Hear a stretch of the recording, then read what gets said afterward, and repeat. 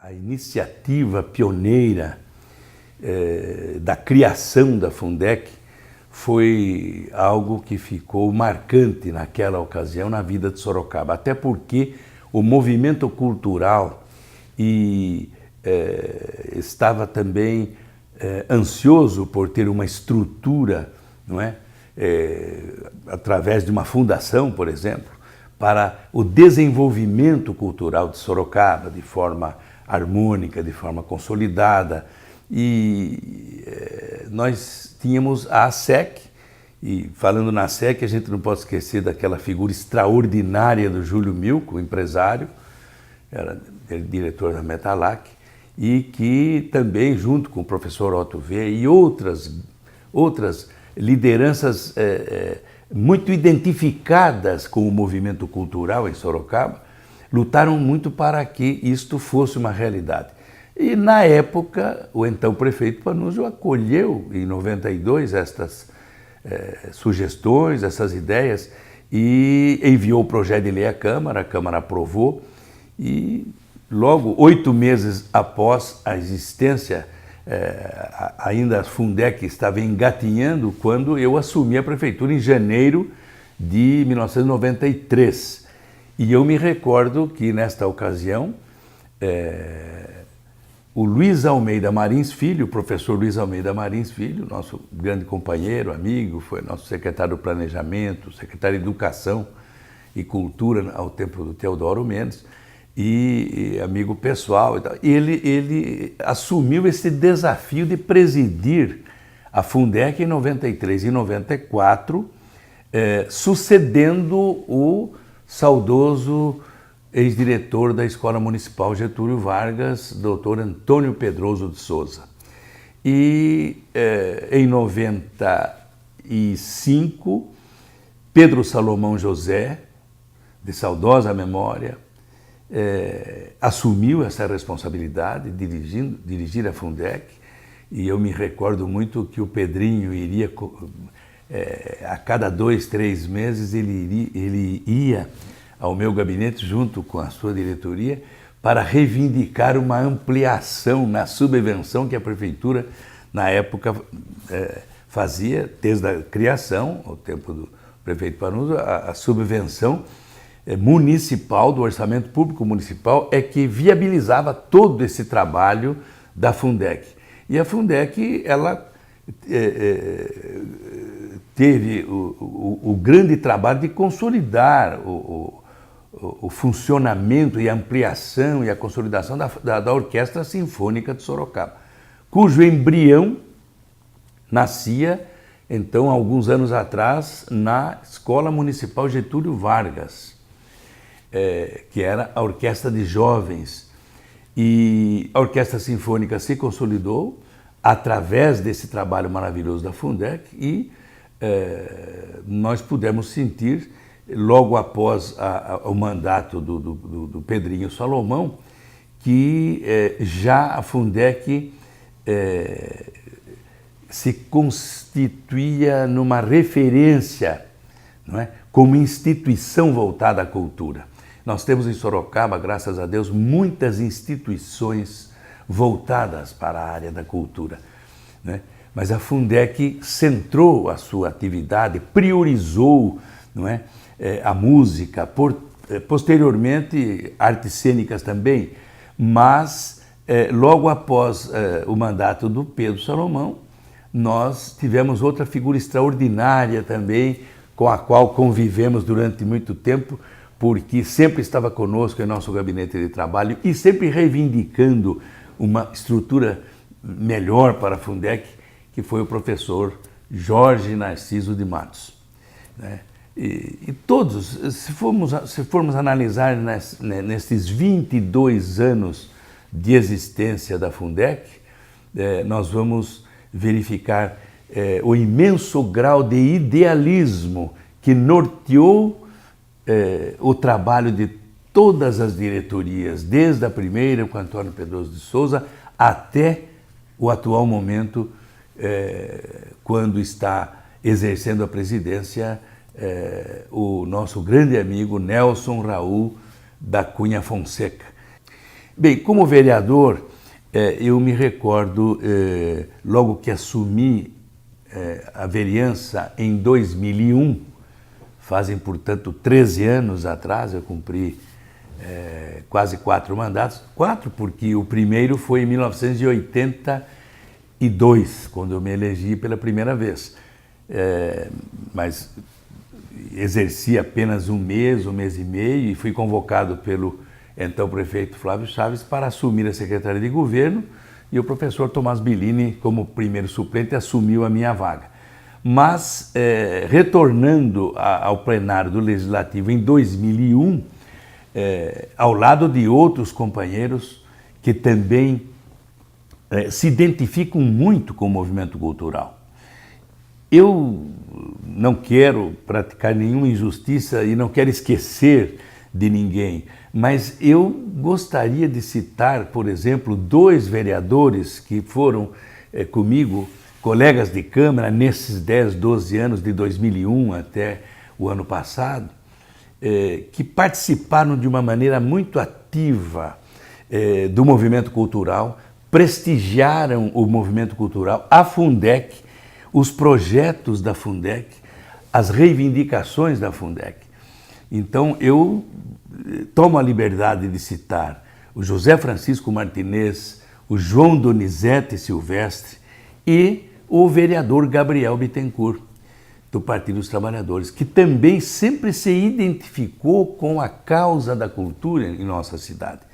Então, veja como na Câmara temos assim um ambiente fraternal e pluralista, isso que é importante, né? Das mais diversas agremiações partidárias, ideologias, doutrinas, mas quando se trata, por exemplo, do superior interesse de Sorocaba, no caso, o movimento cultural, havia uma união muito grande.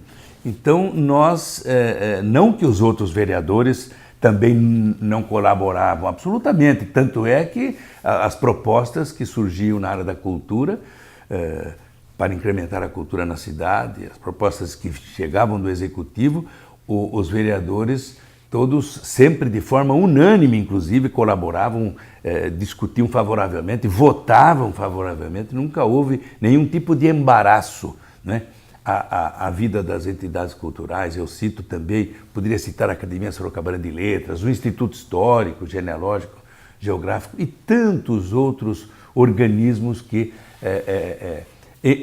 entidades e instituições voltadas para a cultura. Mas a Câmara, eu senti isso, ao menos nesse tempo em que lá estive, que havia assim muito respeito e muito entusiasmo a cada momento que chegava um projeto de lei incentivando e estimulando a cultura em Sorocaba.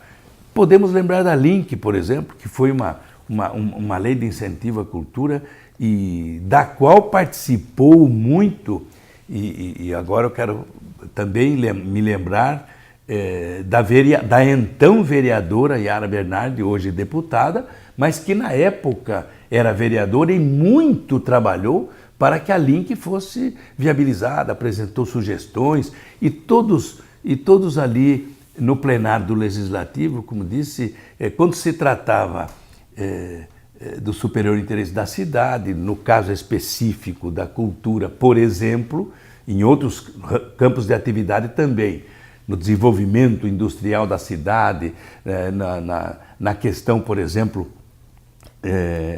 de projetos de grande envergadura que iriam propiciar o deslanche do nosso crescimento econômico e no esporte, tudo aquilo que representava conquistas para Sorocaba, a Câmara sempre colaborou, desde os tempos quando Laelso Rodrigues, esse grande pioneiro sorocabano também, nos anos 70, iniciou aquele trabalho duríssimo, um desafio enorme para tornar Sorocaba uma cidade onde um parque industrial diversificado tivesse sucesso, tivesse êxito, né? Então, todos os projetos de lei que foram encaminhados àquela época, 40 anos atrás, a Câmara também foi solidária.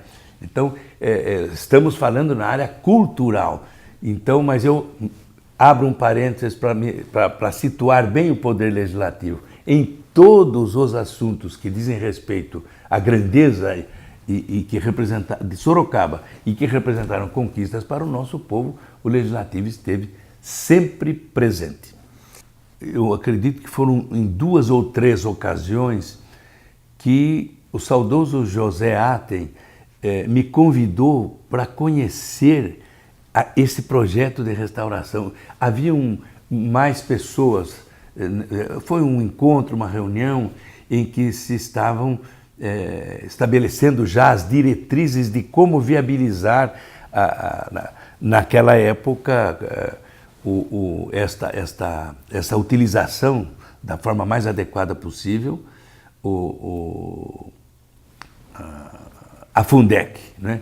E o respaldo da Câmara foi muito grande. Ali, aliás, era a sede do Poder Legislativo, né?